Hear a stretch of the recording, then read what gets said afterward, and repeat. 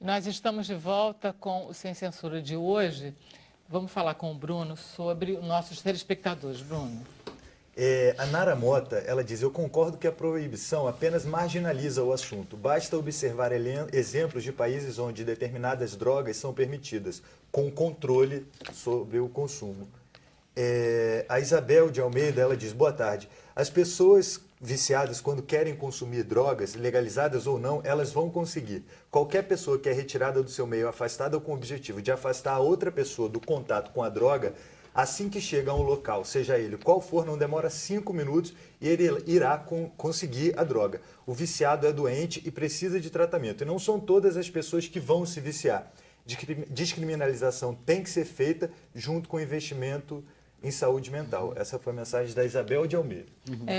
Tá engraçado, as opiniões elas estão muito mais liberais do que eu supunha que elas fossem. Eu achava que ia ter muito mais queixa de telespectadores dizendo, meu filho é viciado, vocês não sabem o que vocês estão enfrentando, mas me parece que esses telespectadores eles estão tentando É interessante porque tem uma pesquisa, que é o segundo LENAD, Levantamento Nacional de Álcool e Drogas, dirigido pelo professor Ronaldo Laranjeira e coordenado pela Cecília Madrugada, que diz que a maior parte, eles fizeram um levantamento, mapearam, né? E nesse levantamento que eles fizeram, está disponível na internet, os relatórios, a maior parte é contra a legalização da droga. Dos usuários. Não, a legalização da população. Da população, uma média de 70%. Mas é antigo esse dado, né? É o último que nós temos. Pois é, mas o último levantamento nacional que a gente tem de consumo de drogas no Brasil geral foi feito em 2005. Então, assim, eu acho que muita coisa já mudou desde então. Mas acho que a experiência dos Estados Unidos, que lá foi feito por plebiscito, ao contrário do Uruguai, que foi uma decisão política de um partido. Do próprio Mujica, né? Nós temos representantes da LIP nos Estados Unidos também, eles passaram a experiência de como foi feito o debate com a população, que fez com que em 5 anos a opinião mudasse. 5 anos antes, se botasse um plebiscito, não passava legalização da maconha em nenhum estado americano. Mas, com o debate, eles conseguiram fazer a modificação da opinião das pessoas. Qual foi o ponto de sensibilização? Nos Estados Unidos, o grande tema que fez a virada foi o prejuízo econômico para o contribuinte. O americano, quando fala que ele está tendo prejuízo no seu próprio bolso, ele quase morre de parada cardíaca. E aí, quando ele soube o prejuízo que saía do bolso dele, né, sustentando essa guerra contra as drogas, eles mudaram de opinião. No Brasil, eu acho que o grande tema que pode sensibilizar as pessoas é que o massacre da juventude negra, a tortura praticada contra mulheres no Brasil, porque o crime que mais encarcera mulheres no Brasil são crimes de drogas. E as mulheres vão para o cárcere, que é considerada a casa da tortura. Então, hoje nós temos, né, uma política de proibição das drogas que ceifa a vida da juventude negra, que coloca mulheres diuturnamente em casas de tortura, de sofrimento. E a gente tem que mostrar que isso tudo é efeito da proibição e não do consumo de drogas. E mais, mostrar que para aquela família que tem um filho problemático com droga, para aquela pessoa, com a legalização, vai melhorar muito a condição, porque vai sair, primeiro, da estigmatização do criminoso, né? Ele vai ter muito mais espaço de chegar e se apresentar com um problema perante a sociedade, porque hoje o usuário ele tem que se esconder, ele não pode muitas vezes apresentar o seu problema, porque ele ganha o estigma ainda do criminoso. Então, a droga que ele vai ter acesso, ele tendo problema, vai ser uma droga muito melhor do que a que é oferecida no mercado. Qual será, Orlando, dentro dessa tua lógica, o argumento que sensibilizaria a população brasileira nesse sentido de uma posição mais liberal? Precisamos legalizar as drogas para proteger efetivamente as vidas, principalmente da juventude pobre e negra no nosso país. Eu tenho mais a sensação que é aquilo que a gente estava falando, que é o preço do preso. Eu acho que é violência. Eu acho que é violência. Eu acho que é violência, acho que a violência toca segurança, muito. Nós perdemos a guerra às drogas. Tem razão. Ponto.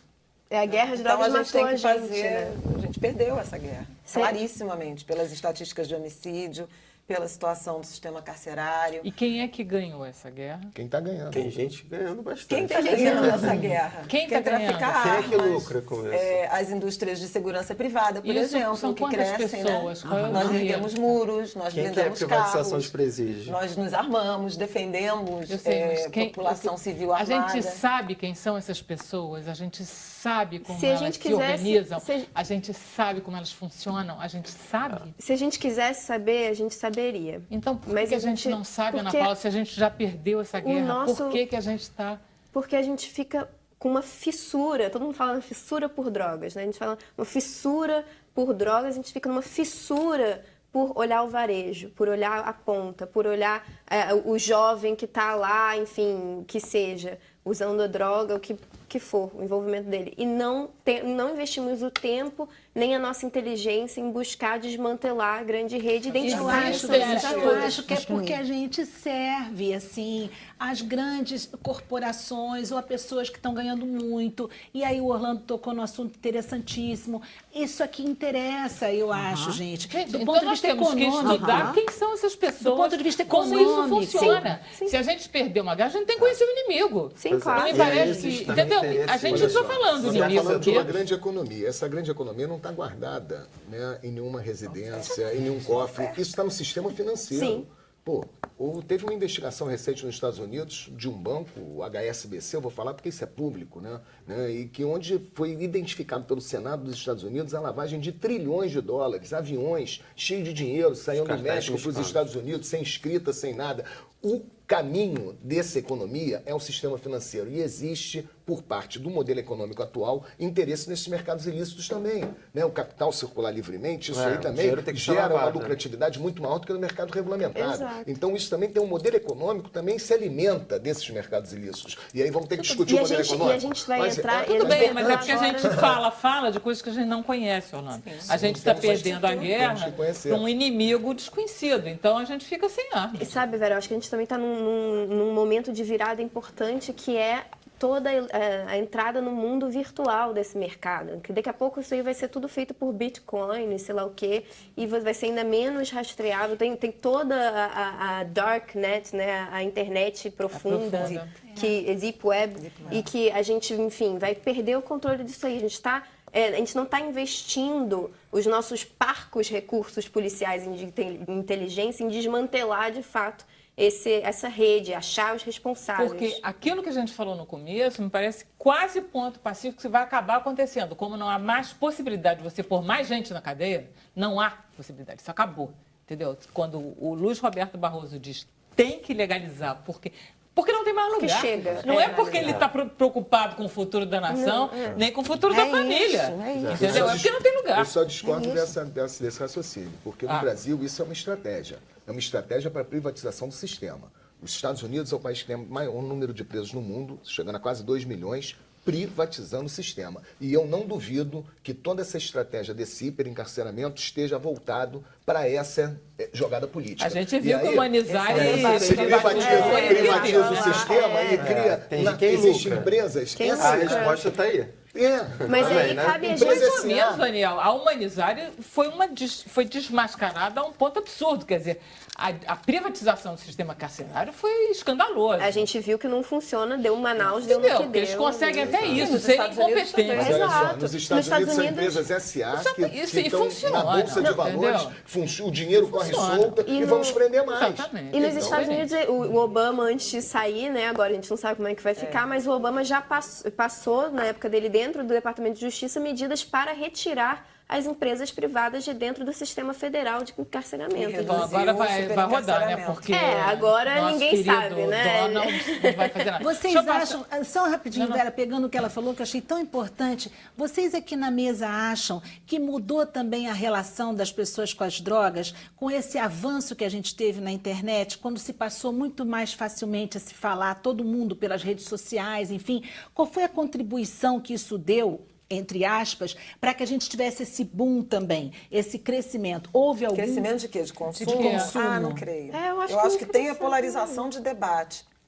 Só isso. Muito contra a favor, muito o consumo cresceu naturalmente, não foi, não? A falta de oportunidades de emprego também no Brasil nos últimos anos, em que os jovens praticamente buscam ocupações, principalmente os mais pobres e aqueles que não têm condições ou não têm especialidades para trabalhar. Vocês acham que também foram empurrados para esse mercado? Isso pode ter acontecido? Não, para trabalhar nessa área. E aí depois eles acabam sendo encarcerados, são levados para isso tudo, não pelo consumo. É uma questão super complexa, né? Tanto o consumo quanto a entrada, a decisão de entrada no mercado então, ilegal. Acho melhor né? terminar o programa. E nem tem exatamente só a ver com pobreza. Exato. Né? Tem núcleos de classe média que fazem esse tráfico, digamos. Infelizmente, eu adorei esse debate, mas como todo debate, ele tem uma característica que ele acaba com as questões tocadas de leve. Exato. Mas eu acho que a gente conseguiu. Acho que a gente foi bem tocou em Posso só encerrar rapidinho? Encerra rapidinho. Tem um teórico muito interessante que ele estudou a adição, uso de drogas e abuso de drogas no mundo. E ele fala que a gente aumenta o nosso consumo abusivo porque a gente perdeu a noção da exuberância do mundo. Olha só. Poético. Muito lindo. Muito obrigada a todos os nossos convidados do programa de hoje. Segunda-feira, às 16h, a gente volta, tá? Mas se você estiver ligado na internet, no Facebook, a gente vai continuar o papo mais um pouquinho, ok? O Sem Censura é um programa da TV Brasil. Até lá.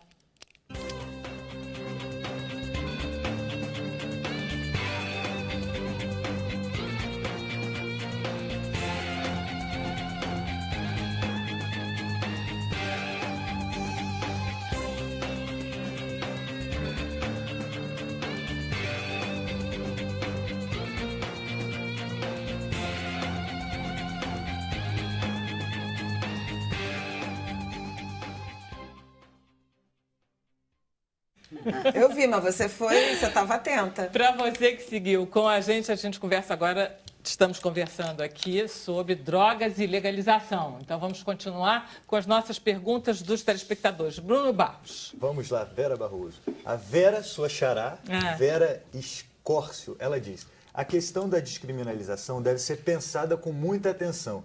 Eu penso que deveríamos repensar, inclusive, a nossa política em relação ao álcool no que diz respeito à intensa propaganda ao seu consumo. A gente falou disso, né?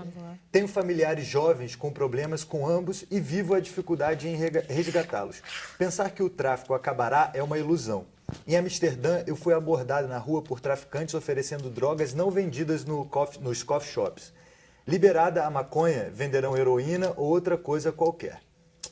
E tem o Richard Lima também, e ele diz assim: eu nunca coloquei um cigarro na boca e nunca fumei maconha nem outras drogas, mas eu sou a favor da liberação da maconha. Porque eu sei que ser contra não nos levou a lugar algum. Estamos só fortalecendo o tráfico. E para quem diz que maconha é o caminho para outras drogas, eu acho que não conhece a prática. E tem aquele teórico que vai sempre citar os outros países e esquece que vive no Brasil. Para ele, a cerveja é uma droga que mata muito mais no trânsito, por exemplo. Ele encerra assim. Eu não entendi o que ele falou a respeito da maconha. Ele diz que a maconha não é uma porta para outras drogas. Ele é isso que ele diz. E você acha que é, né? Sabe como foi feita essa não? pesquisa? Não necessariamente. Não necessariamente. Sabe como foi feita essa pesquisa, que a maconha é uma porta de entrada para outras drogas? Isso foi feito nos anos 50 nos Estados Unidos, pegaram consumidores de heroína e perguntaram se eles tinham fumado maconha antes de chegar na heroína. Se tivesse perguntado, você bebeu leite? O leite seria a porta de entrada para a heroína. Seria. Uma pesquisa mal feita, entendeu? E num momento onde tudo era produzido no campo do saber científico para a criminalização dessas drogas. Claro. E a gente repete o isso. açúcar foi criminalizado por causa disso, o ovo também. Né? E, de novo, vem a necessidade de sempre olhar as pesquisas e tentar entender essa metodologia, né? Mas é muito legal que as pessoas busquem pesquisas, daí fica o grande recado de olhar e tirar os mitos. Esse mundo das drogas é cheio de mito, cheio de mito. E buscar por si mesmo. E daí vem a importância da internet. Eu acho que a juventude, a galera hoje em dia tem uma baita ferramenta na mão e busca muita informação. E isso antes era o tabu, ele impede isso. E é muito importante que aconteça com relação às drogas, porque é um risco de vida mesmo. Se você tem uma sobredose, uma overdose, você pode, de fato, acabar morrendo por um descuido, por não beber água, muitas vezes. Olha só, Ana Paula, você conhece muitos jovens, hoje em dia, eles conversam mais abertamente sobre droga do que a minha geração, por exemplo? Eu acho que não. Acho que jovem sempre conversou sobre drogas. A humanidade lida com drogas há milhares de anos. Consomem mais do que conversa, né? Eles consomem mais do que conversa. Nós que estamos mais velhos que a gente conversa mais do que consome. Estatisticamente, a prevalência de consumo de drogas ela é maior entre jovens e ela vai caindo quando a população envelhece. Né? Desculpa, assim, mas uma outra coisa que eu queria trazer foi o que até uma telespectadora falou ali, que é o seguinte: há uma constatação hoje que principalmente os adolescentes estão bebendo mais, bebendo muito mais até do que consumindo drogas. A bebida tem levado, assim, vários adolescentes a comas alcoólicos, inclusive nos hospitais, plantonistas de hospitais revelam sempre isso. São meninos e meninas que chegam... política pública. Exatamente, porque não há uma política pública. Eu vou te falar, os mesmos que são contra a legalização dessas drogas proibidas são os que votam contra a restrição da propaganda da cerveja. A Ambev está com todo mundo no bolso, gente. Pelo amor de Deus, vamos falar coisa séria. Não estamos aqui para falar o quê? Vamos falar mentira? Tem que falar que nem minha filha de 6 anos, não posso mentir. Cara, a Ambev está com todo mundo no bolso. É por isso que não tem política pública para álcool. Porque é um negócio que, financia a campanha política. No cigarro a gente conseguiu avançar nessa direção. Sim, mas o cigarro não tinha força econômica do álcool. Mas é isso, Sim, nossa, e da indústria cultural. A gente precisa Você, não sei quantos anos você tem, mas a minha geração é fundada no mito do cigarro. De grana? Perto do álcool? De grana. Não, estou falando comparado com o álcool. O álcool é porque ele é mais variado, né? A indústria é maior. Eu acho que independente... Nunca teve uma quantidade de consumidores igual a do álcool. É, o álcool o dinheiro envolvido na indústria do tabaco é menor, necessariamente. O negócio correr solto. Mas independente disso, a gente precisa ter coragem política para mudar. A gente precisa de lideranças políticas com coragem para dar esse passo. Exato. Isso é vontade política clássica que falta aí para tomar essa são fase. anunciantes também relevantes. Pô, os veículos de comunicação também. Pô, imagina falar de regulamentação de propaganda do álcool para as televisões. Isso quebra a firma, cara. O problema só é a cerveja, não é isso? Que está sobrando. Porque o resto tudo é proibido. Não tem mais nenhuma bebida alcoólica que você possa fazer propaganda. É só cerveja. E você não pode. E você é proibido você mostrar a pessoa bebendo. E tem aquelas misturas de energético com álcool. Não é proibido aparecer uma morena maravilhosa. Você mistura depressiva. Não é proibido uma morena linda servir uma cerveja gelada numa praia maravilhosa. Isso seduz. As pessoas são seduzidas pela publicidade também. Esse discurso de que a publicidade não seduz, isso é mentira. Não. Gente, claro que é primeira mentira. coisa, então, acabar com a propaganda da cerveja. Não tinha razão de existência. Por exemplo, isso é uma boa finalidade, né, Orlando? Acabar com a propaganda da cerveja. O Uruguai fez isso. Não existe propaganda de cerveja no Uruguai. Falando disso de propaganda, tem uma coisa super interessante. Por exemplo, eu sou ator e eu faço, às vezes já fiz alguns testes, não podia fazer de cerveja porque até 25 anos você não podia. Hoje tem 25, posso fazer. Mas as propagandas, as agências, elas procuram gente com mais de 25 anos com cara de 18 para poder parecer mais jovem. Então é uma maneira que eles burlam a lei. Terrível, né? Eu nunca pude fazer, enfim, porque não... Agora, infelizmente, porque é bem pago pra caramba, né? Eles pagam, são os melhores, as agências pagam melhor. Virgínia, como na época do cigarro. Até tocando nisso, Vera, queria perguntar à Virgínia, a gente falou tanto de drogas aqui, a gente agora está falando de bebida. O efeito do álcool, por exemplo, no cérebro, ele é comparado às outras drogas? Ele é até pior? O que você teria a dizer? O álcool é uma droga, né, psicotrópica, inibidora, né, depressiva. Aí estaria a maconha no mesmo patamar. Né? O que ela faz? É uma questão quantitativa. Ela diminui, né, a atividade no sistema nervoso central. Então, no que ela diminui, a pessoa fica desligada, fica numa boa. Ela traz esse efeito, né, de relaxamento, quer dizer, dentro disso, né? Tantos outros efeitos, mas esse é um deles, é esse relaxamento, que é o mesmo que a maconha traz. Então você é a favor, você não me respondeu se é a favor da proibição do álcool. Sou. A favor da proibição do álcool. Sou. O que eu queria... Não, entenda bem, o que eu queria, Zacone, é que no Brasil tivesse uma política educacional séria, voltada, né, para as drogas. Você conhece algum país que tem uma política educacional séria para as drogas? Eu pergunto sinceramente. Por exemplo, sabe, aqueles lugares que a gente sonha assim, Canadá, Suécia, Dinamarca, eles têm uma política. Se você vai visitar, assim, a primeira minha decepção enorme foi quando eu visitei, já tem tempo isso, fui à Suíça. Ai, que paraíso, Aí você se depara com aquelas pessoas todas se drogando nas praças. Gente, um país que parece tudo perfeito, que está tudo certinho, é tão esquisito, né? Você pensa assim, está tudo nos lugares, então por que acontece isso? É um país capitalista, né? É muito estranho. A gente tem alguns exemplos interessantes. Por exemplo, Portugal, quando descriminalizou o consumo de drogas, ele investiu muito em prevenção e deu certo. A gente vê uma queda sensível no consumo de drogas ilícitas e até, enfim, as ilícitas entre adolescentes de 15 a 19 anos. E essa faixa, ela é muito importante, porque quanto mais cedo o consumo, maior a tendência depois é desenvolver problemas. Então, você tem políticas de prevenção que dão certo, que geram resultado. Aí a gente vai ver as políticas de prevenção que existem aqui no Brasil, né? Não tem não existem, né? O programa que tem a maior abrangência, por exemplo, é o PROERD, que não tem nenhuma avaliação independente aí feita sobre a sua eficácia e não observa a maioria das diretrizes internacionais sobre o que é uma prevenção eficiente de drogas. Eu queria trazer também a questão religiosa, né? Que o debate brasileiro em relação a essas questões, a questão das drogas e toda essa agenda de liberdades civis, direitos individuais, ele está muito contaminado por um discurso muito moralista, de uma moral religiosa que se confunde com um Estado que deveria ser laico. Né? A gente deveria tratar dessas questões sem o julgamento, digamos, implacável, divino, religioso.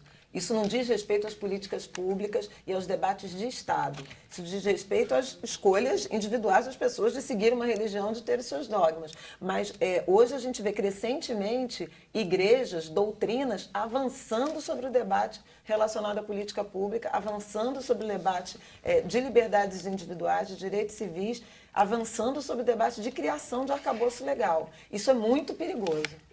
E não é só no aspecto das drogas, também das drogas. Mas é porque ali no setor das drogas elas têm um efeito curativo inacreditável, porque 90% dos traficantes da prisão são religiosos, né? E continuam criminosos. Não tem exatamente a ver com isso. Me diz uma coisa, Ana Paula, as crianças estão se drogando mais cedo? Não. O que continua a adolescência como faixa a adolescência, 15 né? a 19 anos, é uma faixa ali onde as pessoas começam a experimentar substâncias, elas começam a se autoafirmar enquanto um eu ali, que tem decisões em grupo, vai tentar se entrosar. A vida é dura de um adolescente. E é quando você começa a ter uma autonomia, você sai da barra da saia da sua mãe, começa a ter uma autonomia, uma possibilidade de, sem supervisão, ou com supervisão adulta, ou o que seja, experimentar novas sensações e novas experiências. Mas o que eu acho que está acontecendo é que essa experimentação, ela está sendo um mergulho maior. É como se agora o adolescente ele sai para o que ele chama de uma social, cujo objetivo é beber. Mas o objetivo é quantas mais garrafas. Mas porque a oferta está muito grande, né, Cássia? Que nem a gente vai para o supermercado, tem 5 tipos de lasanha congelada. Antigamente você só tinha um biscoito maisena. Agora você sai, está barato. O álcool é barato. Tem uma questão de classe também. Há uma mudança no perfil do consumo dessas drogas que são proibidas. Hoje, o grande consumidor da maconha e da cocaína são as classes populares.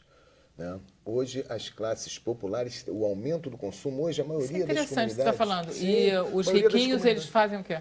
Usam outras drogas, estão no mercado lícito.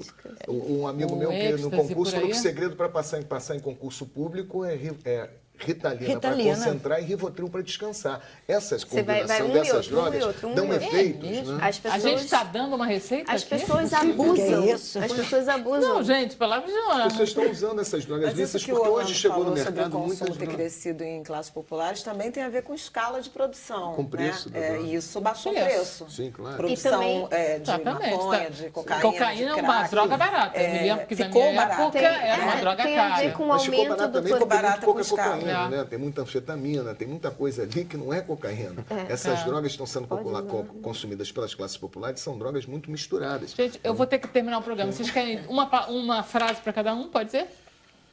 Uma frase para cada um. Uma frase para você, Ana Paula. Não, você disse que ela é linda, pode repetir. Não, a da exuberância, mas sabe o que é mais interessante? A gente insiste, então, com a guerra às drogas, que só corta ainda mais a exuberância. E a gente tinha que, na verdade, buscar reverter esse caminho.